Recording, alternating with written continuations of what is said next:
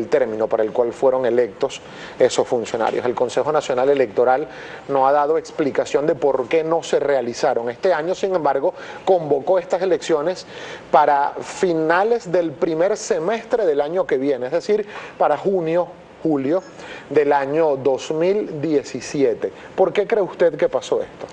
Mira, yo no te podría decir cuáles fueron las razones que por parte de la actual directiva del CNE ocurrió eso. Yo te puedo, en función de mi experiencia, dar alguna aproximación. Por ejemplo, ¿qué es lo que ha ocurrido todo este año? El CNE todo este año ha estado abocado a preparar al organismo electoral para una posible activación de un referéndum.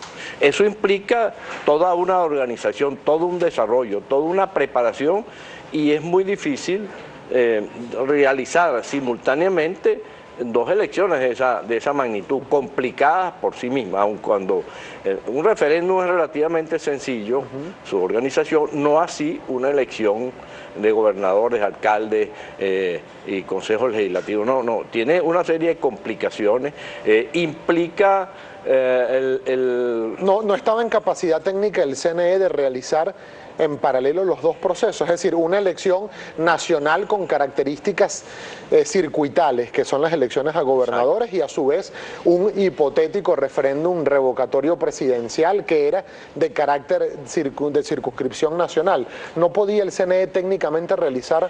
Mira, técnicamente es muy complicado porque son las mismas máquinas de votación las que se utilizan para un proceso y para otro, pero la preparación de esas máquinas, digamos, implica la elaboración de una plataforma totalmente distinta, con una plantilla de candidatos totalmente distintos, o dos tipos de elecciones totalmente distintos. Entonces, bueno, en tal caso sería una pregunta primero y luego la elección de candidatos, ¿no? En caso de que se hubiesen realizado las dos cosas. Claro, una pregunta primero y luego la elección de candidatos, pero son las mismas máquinas las que se utilizan. Eso implica, fíjate, desplazar el proceso de desplazamiento de las máquinas a todo el país es un proceso complicado, logístico, que implica mucha organización, muchos recursos. Inclusive el CNE, por sus propios recursos, no tiene cómo hacerlo, lo hace conjuntamente con el Plan República. Claro, pero en ese escenario hipotético, y nos gustaría quizá para entender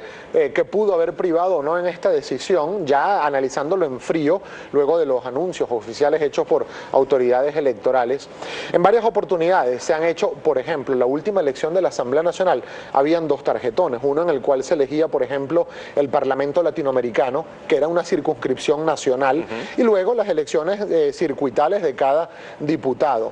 En una sola pantalla estaba, solo que habían dos tarjetones nada más, la gente elegía en dos tarjetones.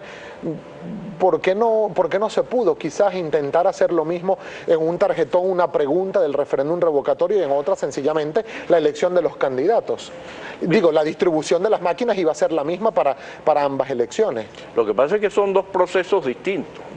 Digamos, mezclar dos procesos que las leyes electorales y la propia Constitución lo trata, lo aborda como dos tipos de elecciones. Una, claro, la gente vota, pero es lo que se entiende como un referéndum revocatorio. Lo otro es una elección establecida constitucionalmente y cada cierto periodo. Ahora, se ha dicho, por ejemplo, que quizá la decisión de postergar para el año que viene las elecciones a gobernadores se debía a esta posible realización o no del referéndum revocatorio. Sin embargo, señor Castillo, autoridades electorales constantemente han dicho que nunca estuvo activado el referéndum revocatorio presidencial, solo estaba en una fase previa de autenticación de la organización política, en este caso partido Mesa de la Unidad Democrática, que estaba en la fase de la recolección del 1%.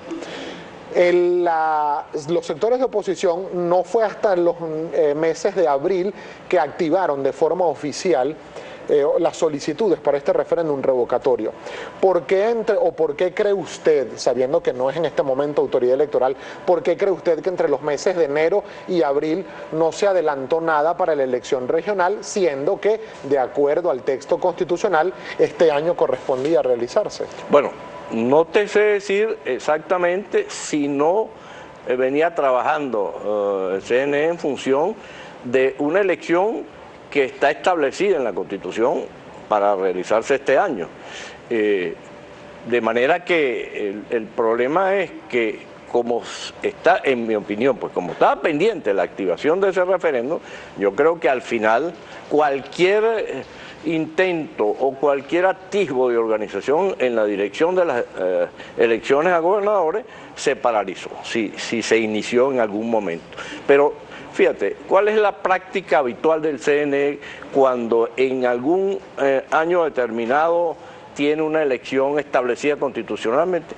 Que inclusive desde el año anterior ya se comienzan a hacer algunos, por ejemplo, el registro electoral, digamos, estaba ya, que es el mismo que se utiliza para los dos tipos de elecciones, ya estaba aprobado.